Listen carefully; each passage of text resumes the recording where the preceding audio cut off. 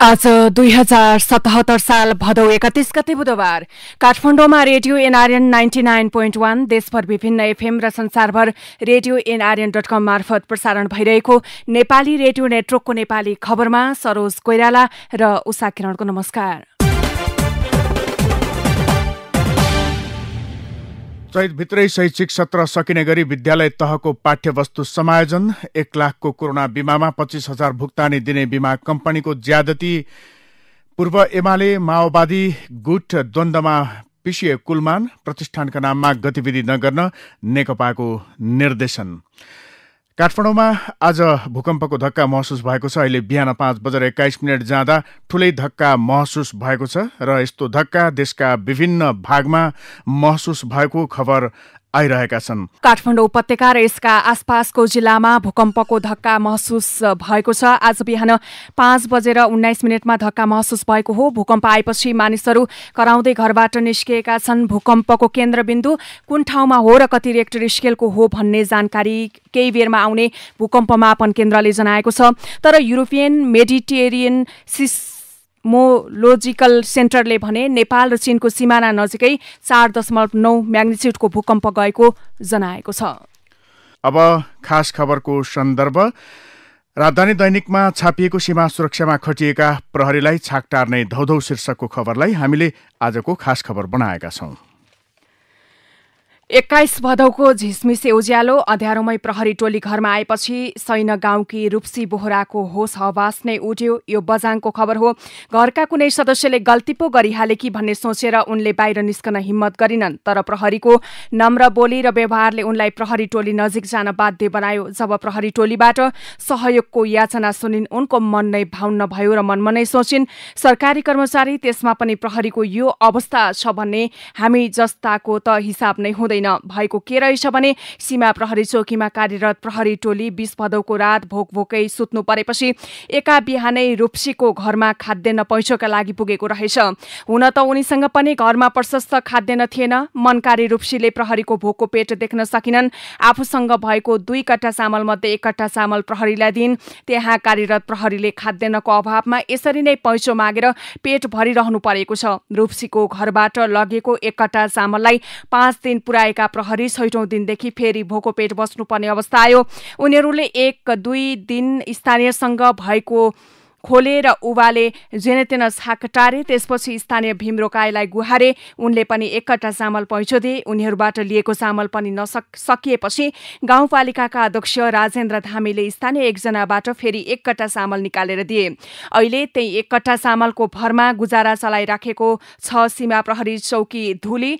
यो ठाउँ अत्यन्त विकट छ। खाद्यान्न पनि पाउन मुस्किल छ। स्थानीयले खेती किसानी गरेर जनतेन जीवन धानिरहेका छन्। तर प्रहरीले भने लामो समय खाद्यान्न अभाव झेल्नु परेको छ। त्यसैले कैयौं रात त्यहाँका प्रहरी भोकै बस्नुपर्ने बाध्यता छ। नेपाली रेडियो नेटवर्कको नेपाली खबरमा अब पहिलो पृष्ठका खबर। राजधानी दैनिकले चैतभित्रै यो शैक्षिक सत्र सकिने पाठ्यवस्तु समायोजन ढाँचा 2077 सार्वजनिक शीर्षक दिएर खबर छापेको छ। आगामी 7 महिनाभित्र विद्यालय तहमा शैक्षिक सत्र पूरा गर्ने गरी सरकारले तयारी थालेको छ। शिक्षा विज्ञान तथा प्रविधि मन्त्री गिरिराजमणि पोखरेलको उपस्थितिमा मंगलबार सार्वजनिक गरेको पाठ्यवस्तु समायोजन ढाँचा 2077 मा यही चैतभित्र शैक्षिक सत्र समाप्त हुने उल्लेख छ। पाठ्यवस्तु समायोजन ढाँचा 2077 ले 220 दिन विद्यालय खोल्नुपर्ने र 192 दिन पढाइ हुनुपर्ने प्रचलित मान्यता समेत तोडेको छ। अब कोभिड-19 का कारण विद्यालय बन्द भए पनि वैशाखबाटै शैक्षिक सत्र गणना हुने भएको छ। राष्ट्रिय पाठ्यक्रम विकास तथा मूल्याङ्कन परिषदको बैठकले सो ढाँचा स्वीकृत गरेको हो। हाल विद्यालय तहमा 70 लाख विद्यार्थी अध्ययनरत छन्। पाठ्यक्रम विकास केन्द्रका महानिर्देशक केशव दाहालले आगामी 7 महिनाभित्रै यो वर्षको पठन पाठन पूरा हुने बताए। उनले संश्लेषित पाठ्यक्रमका आधारमा अब बाँकी रहेको 7 महिनाभित्र नै शैक्षिक सत्र पूरा हुने बताए। शिक्षा मन्त्रालयले वैकल्पिक सिकाइलाई मान्यता दिएको केही दिनमै संश्लेषित पाठ्यक्रम सार्वजनिक गरिएको हो।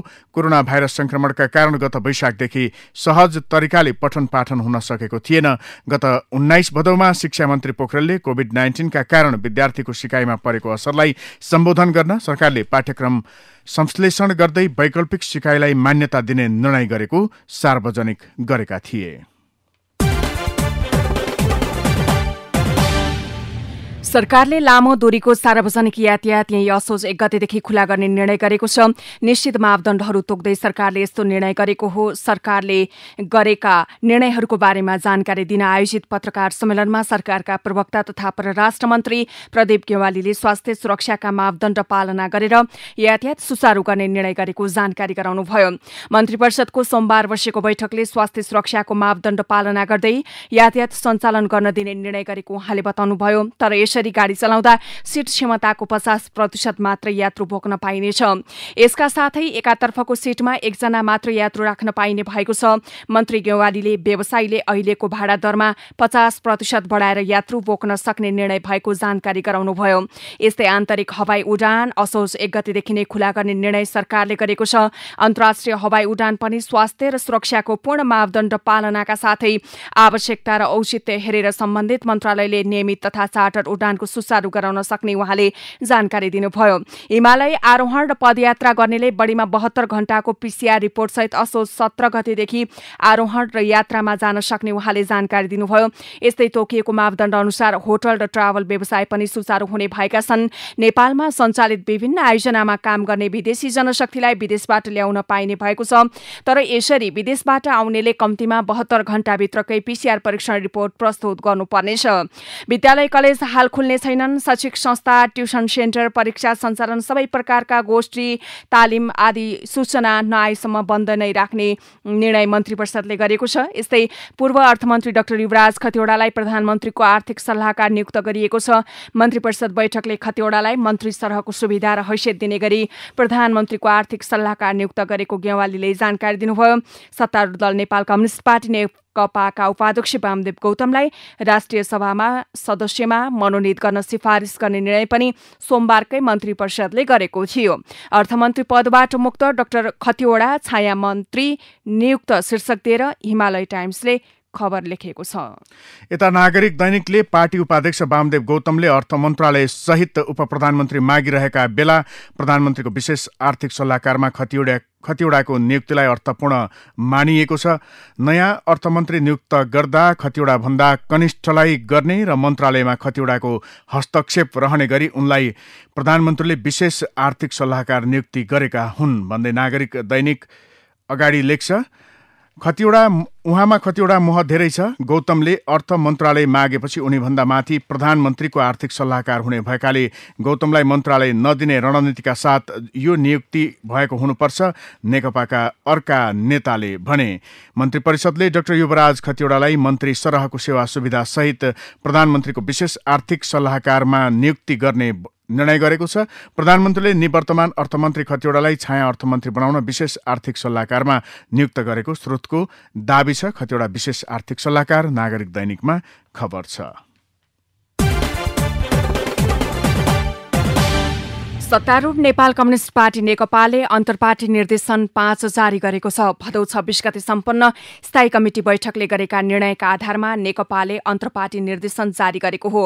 अध्यक्षद्वय केपी शर्मा ओली र पुष्पकमल दाहालले संयुक्त रूपमा केन्द्रीय कमिटी, प्रदेश कमिटी, जिल्ला कमिटी सहित पार्टी मार्फतका सबै कमिटीलाई अन्तर्पार्टी निर्देशन जारी गर्नुभएको पार्टी कार्यालय सचिव ईश्वरी रिजालले जानकारी दिनुभएको छ। उहाँले पार्टीभित्र देखिएका समस्या समाधान सुझाव कार्यदलले बुझाएको प्रतिवेदनलाई पार्टी स्थायी कमिटी बैठकले सुझावसहित पारित गरेको आधारमा अन्तर्पार्टी निर्देशन जारी गरिएको बताउनु भएको छ। अन्तर्पार्टी निर्देशनमा पार्टीलाई जीवन्त बनाउने कुरा समेटिएका छन्। अन्तर्पार्टी निर्देशनमा 16 बुँदे निर्देशनहरू उल्लेख गरिएका छन्। नेकपाले पार्टीका नेताका नाममा खोलिएका प्रतिष्ठान वा संघ संस्थालाई कुनै पनि गतिविधि नगर्न निर्देशन दिएको छ। पार्टीका नेताका नाममा स्थापना भएका प्रतिष्ठान, फाउन्डेसन, अध्ययन केन्द्र जस्ता संस्थालाई प्रदेश, जिल्ला र स्थानीय तहमा कुनै पनि शाखा गठन र गतिविधि गर्न रोक लगाउने निर्देशन पनि दिएको हो। हिमालय टाइम्समा खबर छ।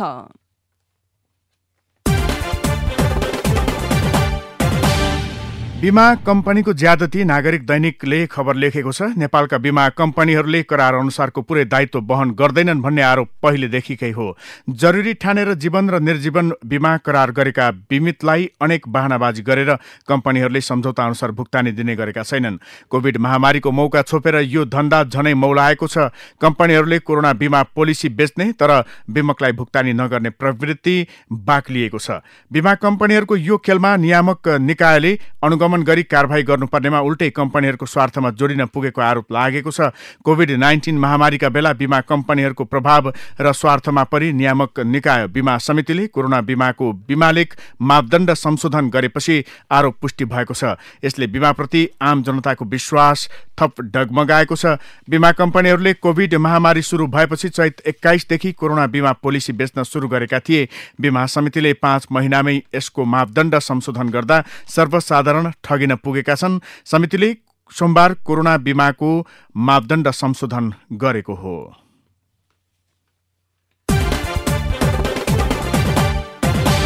अख्तियार दुरुपयोग अनुसन्धान आयोग र सम्पत्ति शुद्धिकरण विभागले अदालतमा अभियोग पत्र पेश गर्दा प्रतिवादीको नागरिकता र फोटो अनिवार्य पेश गर्नुपर्ने भएको छ। भ्रष्टाचार र सम्पत्ति शुद्धिकरणसँग जोडिएको व्यक्तिको तस्बिर र नागरिकताको फोटोकपी अनिवार्य पेश गर्न विशेष अदालतले 2 निकायलाई निर्देशन दिएको छ। विशेष अदालतले 2 संवैधानिक निकाय अख्तियार दुरुपयोग अनुसन्धान आयोग र सम्पत्ति शुद्धिकरण विभागलाई परिपत्र गर्दै अभियोग पत्र पेश गर्दा प्रतिवादीको फोटो र नागरिकता जारी भएको जिल्ला नागरिकता नम्बर जस्ता विषय अनिवार्य खुलाउनु पर्ने कानूनी व्यवस्था भएकाले सोही बमोजिम गर्न भनेको छ। भ्रष्टाचार जन्य गतिविधि र सम्पत्ति शुद्धिकरणको मुद्दा उस्तै प्रकृतिको नाममा हुने गरेको र अदालत समेत गुमराहमा पर्ने स्थिति सिर्जना हुन नदिनका लागि विशेष अदालतले सो निर्देशन लागू गरेको हो। यसअघि सर्वोच्च अदालतले मुद्दा दर्ता गराउँदा नागरिकता र फोटोसहितको व्यक्तिगत विवरण अनिवार्य उल्लेख गराउन गत 27 माघमा सबै अदालतलाई भनेको थियो। मुद्दा दर्ता गर्दा अब प्रतिवादीको नागरिकता र फोटो अनिवार्य शीर्षकमा राजधानी दैनिकले अघिल्लो पृष्ठमा खबर लेखेको छ।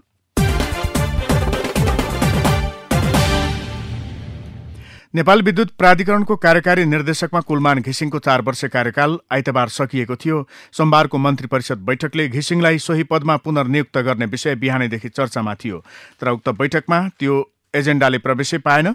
मन्त्रालय स्रोतका अनुसार ऊर्जा मन्त्री वर्षमान पुनले घिसिङको पुनर्नियुक्तिको एजेन्डा आइतबार नै तयार पारेर पठाएका थिए, तर प्रधानमन्त्री केपी शर्मा ओलीले त्यसलाई बैठकमा प्रवेशै गराएनन्। एक मन्त्रीका अनुसार पुनले बैठकमा प्रधानमन्त्री ज्यू मेरो एजेन्डा भन्नासाथ ओलीले पछि भनेर जवाफ दिएका थिए। तत्कालीन नेकपा एमाले र माओवादी केन्द्र एकीकरणपछि बनेको नेपाल कम्युनिस्ट पार्टी नेकपामा सोही अनुसार विभिन्न गुट छन्। त्यस्ता गुटको अन्तर्द्वन्द्वको भुङ्ग्रोमा घिसिङ पुनर्नियुक्तिको विषय पेल्छिन पुगेको नेकपाका एक नेताको बुझाइ छ।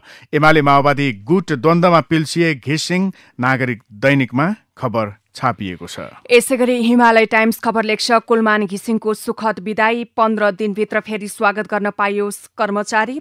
आम नागरिकको मन जित्न सफल नेपाल विद्युत प्राधिकरणका कार्यकारी निर्देशक कुलमान घिसिङ आफ्नो 4 वर्षे कार्यकाल पूरा गरी मंगलबार विदा भएका छन्। दैनिक 18 घण्टासम्म हुने लोडसेडिङको दुष्चक्रलाई अपत्यारिलो शैलीमा अन्त्य गरेर नेपालीलाई उज्यालो उपहार दिएका घिसिङ मंगलबार कार्यालयबाट विदा हुँदा उनले छोडेको छाप कर्मचारीको अनुहारमा प्रष्ट देखिन्थ्यो। कुलमानलाई पुनर्नियुक्तिका लागि आम जनताले आवाज उठाएको भए पनि उनको कार्यकाल दोहोऱ्याउनेमा मन्त्री परिषद बैठकमा स्थानै पाउन सकेन, तर आम सर्वसाधारणदेखि कर्मचारीसम्म उनी फर्किनेमा आशावादी देखिन्छन्, जुन उनको विदाई कार्यक्रममा समेत देखिएको थियो। प्राधिकरणमा आयोजित कार्यक्रममा प्राधिकरणका उपकार्यकारी निर्देशक हितेन्द्र देव साक्यले घिसिङलाई बुद्धको मूर्ति उपहार स्वरूप दिएका छन्। हिमालय टाइम्सको खबर हो। अब अन्य खबरहरू। काठमाडौँ उपत्यका र यसका आसपासको जिल्लामा भूकम्पको धक्का महसुस भएको छ। आज बिहान 5:19 धक्का महसुस भएको हो। भूकम्प आएपछि मानिसहरू कराउँदै घरबाट निस्किएका छन्। भूकम्पको केन्द्रबिन्दु कुन ठाउँमा हो र कति रिक्टर स्केलको हो भन्ने जानकारी केही बेरमा आउने भूकम्प मापन केन्द्रले जनाएको छ। तर युरोपियन मेडिटेरियन मोलोजिकल सेन्टरले भने नेपाल र चीनको सिमाना नजिकै 4.9 म्याग्निच्युडको भूकम्प गएको जनाएको छ। अख्तियार दुरुपयोग अनुसन्धान आयोगले बीपी कोइराला स्वास्थ्य विज्ञान प्रतिष्ठान धरानका तत्कालीन उपकुलपति डाक्टर बलभद्र प्रसाद दास विरुद्ध गैर कानूनी सम्पत्ति आर्जन गरेको अभियोगमा विशेष अदालतमा मुद्दा दायर गरेको छ। बीपी स्वास्थ्य विज्ञान प्रतिष्ठानमा यसअघि पनि उपकरणमा भ्रष्टाचार मुद्दामा मुछिएका दास विरुद्ध अख्तियारले दोस्रो पटक गैर कानूनी सम्पत्ति आर्जनको अभियोगमा मुद्दा दर्ता गरेको हो।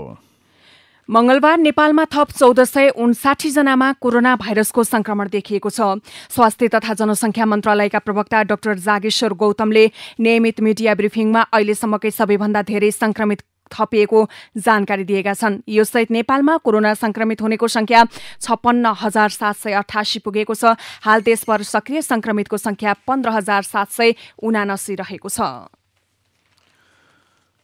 स्वास्थ्य तथा जनसङ्ख्या मन्त्रालयले लक्षण नभएका व्यक्तिको कोभिड-19 को आरटी-पीसीआर परीक्षण नगर्ने विवादास्पद निर्णय गरेको छ। जनस्वास्थ्यविदको सुझाव विपरीत मन्त्रालयले कोरोना संक्रमण भए नभएको पत्ता लगाउन गरिने उक्त परीक्षण लक्षण नदेखिएको हकमा नगर्ने निर्णय गरेको हो। स्वास्थ्य मन्त्रालय अन्तर्गतको इन्सिडेन्ट कमान्ड सेन्टरको आइतबारको बैठकले कोरोनाको लक्षण वा चिन्ह देखिएका व्यक्तिहरूमा मात्रै आरटी-पीसीआर परीक्षण गर्ने निर्णय गरेको हो। निजी क्षेत्रको अग्रणी इन्टरनेट सेवा प्रदायक कम्पनी ओल्ड लिङ्कले 25औं वार्षिक उत्सव मनाएको छ। कम्पनीले स्थापनाको 25औं वर्ष पुगेको अवसरमा आयोजित वेबिनार कार्यक्रम मार्फत मुलुककै सबैभन्दा ठूलो सूचना प्रविधि कम्पनी बन्न सफल भएको जानकारी दिएको छ। कोभिड-19 का कारण विश्वका अधिकांश मुलुकको गृहस्थ उत्पादन जीडीपी वृद्धि दर ऋणात्मक हुने भनिएका बेला सन् 2021मा नेपालको वृद्धि दर 1.5% हुने देखिएको छ।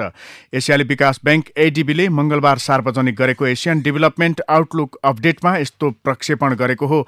यसअघि एडीबीले सन् 2021मा नेपालको आर्थिक वृद्धि दर 6.4% हुने अनुमान गरेको थियो। धनगढी उपमहानगरपालिका 4 को शिवपुरी टोलका महादेव चौधरीको 2072 सालको जेठमा मृत्यु भएको थियो।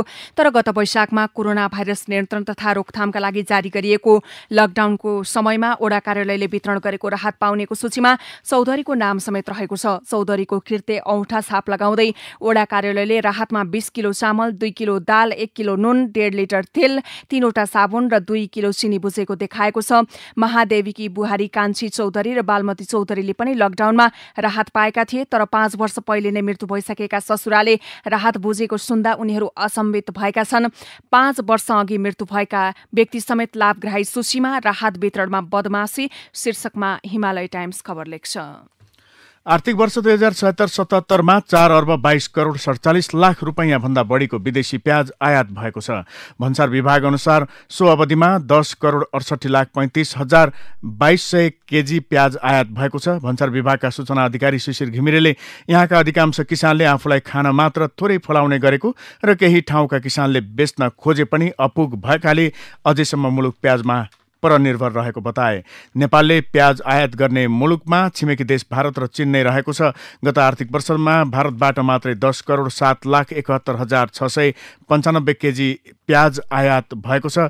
यसैबीच भारत सरकारले प्याज निर्यातमा प्रतिबन्ध लगाएको दोस्रो दिनमै व्यापारीले प्याजमा कालो बजारी सुरु गरेका छन्। अब विदेशका खबर। 2020मा अमेरिकी राष्ट्रपति चुनाव अभियानमा जलवायु परिवर्तनको विषय पटक पटक चर्चामा आइरहेको छ। अहिले देशको पश्चिमी कोस्टतर्फ लागेको वन डढेलोले 50 लाख एकड जमिन जलेर ध्वस्त पारिदिएको छ भने घटनामा 35 जनाले ज्यान गुमाइसकेका छन्, जसका कारण पनि यति बेला सबैको ध्यान जलवायु परिवर्तनतर्फ केन्द्रित भएको छ। तर हप्तौं अगाडिदेखिको आगलागीले क्षतिग्रस्त बनेको क्यालिफोर्निया पुगेका राष्ट्रपति ट्रम्पले सबै वैज्ञानिक तथ्य अस्वीकार गर्दै तापमान बिस्तारै आफै घटेर चिसो बढ्दै जाने भनेपछि उनी पुनः विवादमा आएका छन्। उनले यसअघि पनि थुप्रै पटक आफूले जलवायु परिवर्तन लगायत मान्छेद्वारा सिर्जित वातावरणीय विनाशका कुरामा विश्वास नगर्ने बताइसकेका छन्। क्यालिफोर्निया पुगेर हालैमा दिएको बयानमा उनले उक्त डढेलो वनको उचित व्यवस्थापन नगरिएकाले भएको बताएका छन्। अब खेल र खेलाडीका खबर। निषेधाज्ञाको समयमा पनि बहुचर्चित गौतम बुद्ध अन्तर्राष्ट्रिय क्रिकेट रङ्गशाला निर्माणको काम जारी रहेको छ। कार्यरत मजदुरलाई रङ्गशाला परिसरमा नै बस्ने व्यवस्था गरेर कामलाई निरन्तरता दिइएको हो। 76 चैत 9 गतेबाट रोकिएको काम 20 वैशाखबाट पुनः थालिएको थियो। भरतपुर महानगरपालिका सँगको सहकार्यमा धुर्मु सुन्तली फाउन्डेसनले रङ्गशाला निर्माण गरिरहेको छ। हाल रङ्गशालामा 150 मजदुरले काम गरिरहेका छन्। निर्माणाधीन रङ्गशालाका निमित्त परियोजना व्यवस्थापक मणिदासका अनुसार रङ्गशाला प्याराफिटका लागि पिल्लर उठाउने काम जारी छ। यसका लागि पीसीसी गर्ने काम लकडाउन अघि नै सकिएको थियो। अहिले पिल्लरको काम भइरहेको छ। ए, बी, सी र डी गरी 4वटा ब्लकमा रहने प्याराफिटको ए र बी को काम भइरहेको छ। अब कला र साहित्य सम्बन्धी खबरको पालो भएको छ। स्वर्गीय राष्ट्रकवि माधव प्रसाद घिमिरेले आजभन्दा 53 वर्ष अघिको विक्रम सम्वत 2024 सालतिर रचना गर्नुभएको उनको प्रीति बोलको गीत पुनर्निर्माण गरिएको छ। 2060 सालमा नारायण रायमाझीले संगीत गरेर पहिलो पटक रेकर्ड गरिएको उक्त गीतलाई गीतका संरक्षक रायमाझीले राष्ट्रकविको स्वर्गवास भएको 27 दिनपछि उहाँकै सम्झनामा केही फरक शैलीमा बजारमा ल्याउनु भएको छ।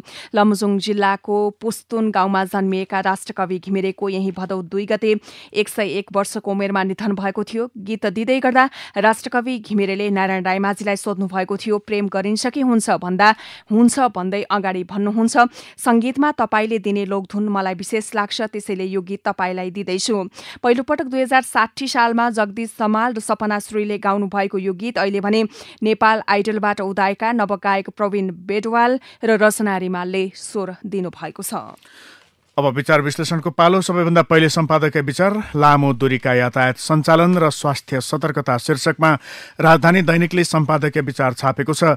मानिसले सिर्जित नयाँ परिस्थिति अनुसार समाधानका नयाँ उपाय पहिल्याउनु र ती उपायलाई कलात्मक रूपमा प्रयोगमा ल्याउनु जरुरी हुँदै जान्छ। रोग र भोक जस्ता लुकेर वा थाहा नदिएर आक्रमण गर्ने शत्रु विरुद्ध मानिस भने प्रत्यक्ष खडा भएर सामना गर्न जान्नु र सक्नु पर्दछ। यो रोग र भोकको प्रकृति जस्तो छ त्यस्तै भएर उसँग लड्न सक्नु पर्दछ। महामारीले हाम्रो जीवन पद्धतिलाई पछ्याउँदै आयो। हामीले हाम्रो जीवनलाई महामारीबाट अलग गराउन सक्ने अवस्था नै रहेन, बरु साथसाथै लड्दै र भिड्दै जाने बाध्यात्मक अवस्था सिर्जना हुन गयो। कुशलतापूर्वक स्वास्थ्यका मापदण्ड अपनाएर महामारीको संक्रमण विरुद्ध लड्दै र भोकबाट पनि बच्न जनजीवनलाई आर्थिक मैत्री बनाऊ, उच्च सतर्कता अपनाऊ। विचार विश्लेषणको पालो। संकल्प गरे विकल्प उपलब्ध, ध्रुवहरी अधिकारीको विचार आजको नागरिक दैनिकबाट लिँदैछौं। वसुधैव कुटुम्बकम अर्थात सिंगो विश्व नै एक परिवार हो भन्ने उदार भाव राख्ने हिन्दू मान्यता हो। यस्तो मान्यताबाट अनुप्राणित नेपाल हिन्दू अधिराज्य रहँदा अन्य कुनै देश वा समाजलाई कुनै प्रकारको हानि नोक्सानी भएको थिएन। यसलाई मास्नुपर्छ र देशलाई धर्मनिरपेक्ष तुल्याउनुपर्छ भनेर जनस्तरबाट आवाज उठेको पनि होइन। उठेको हुँदो हो त संविधान मसौदा अन्तिम चरणमा पुगेका बखत हतारमा संकलन गरिएका सुझावमा हिन्दू राष्ट्रको पक्षमा सशक्त आवाज आउने थिएन। अर्को यथार्थ के पनि हो भने नेपालका मुस्लिम इसाई समेतका अल्पसंख्यकलाई साबिकका संविधान ऐन कानूनले सनातनदेखि आफूले मानि आएको धर्म र त्यस सम्बन्धी कृत्यहरू गर्न छुट दिइएको थियो। मस्जिद गिर्जाघरमा कुनै अवरोध गरिँदैनथ्यो। बन्देज भनेको धर्मान्तरणमा मात्र थियो। उदारताको परिचय त हिन्दू राजाको दरबार नजिकै मस्जिद सञ्चालन भएबाट पनि बुझ्न सकिन्छ।